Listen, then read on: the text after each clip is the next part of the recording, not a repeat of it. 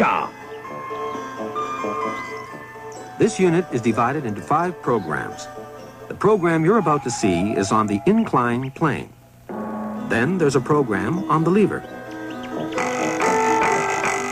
Next comes mechanical advantage and friction. Then the screw and the wheel. And finally, the pulley. But our story begins with the inclined plane. You haven't really got enough force to lift that barrel, have you? How much force do you need to lift it? Well, how much does it weigh?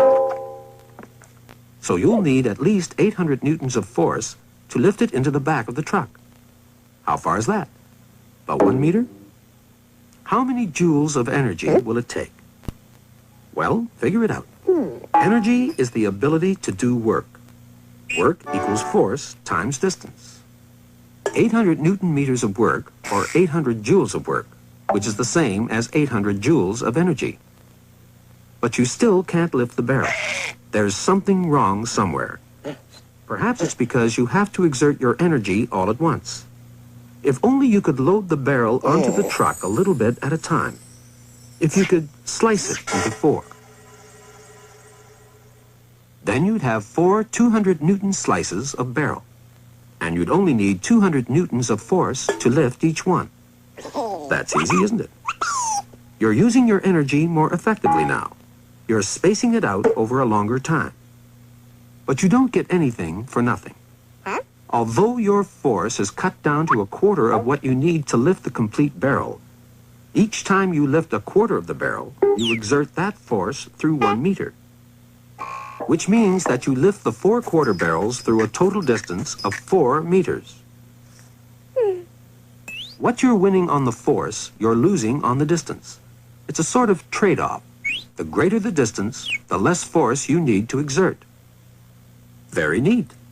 But you can't go around breaking things into pieces just because they're too heavy to lift. If only you had a machine that would allow you to trade increased distance for decreased effort or force. Here's your machine. Yes, I know it's just a plank, but it's also a machine. Try and get the barrel into the back of the truck now, and you'll see why. Magic, isn't it? No, it isn't. It's exactly the same trade-off you got when you split the barrel into 4. The plank is 4 meters long.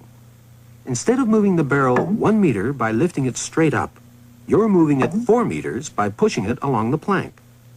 You only need to push it with about a quarter as much force, with only about 200 newtons instead of 800 newtons. But since moving 200 newtons through 4 meters is the same as moving 800 newtons through 1 meter, it will still take roughly the same amount of energy to move the barrel by either method. That's why we can call the plank a machine. It doesn't reduce the energy you need to do something, but it does help you to use your energy more effectively. You think you've just made a new discovery? Think again. How do you suppose they built the pyramids 5,000 years ago? They didn't actually use a plank, of course, but a ramp of earth, which is exactly the same principle. And you use the same principle yourself every time you stand on an escalator. Because the plank, the ramp of earth, and the escalator are all 3 examples of the same type of simple machine. They are all sloping, and they are all flat. So physicists call this variety of machine the sloping flat thing. Well, those aren't the exact words they use. They take the Latin-derived word for sloping, which is inclined, and the Latin-derived word for flat, which is plane, to come up with this phrase. So if you're allergic to elevators, why don't you take the inclined plane?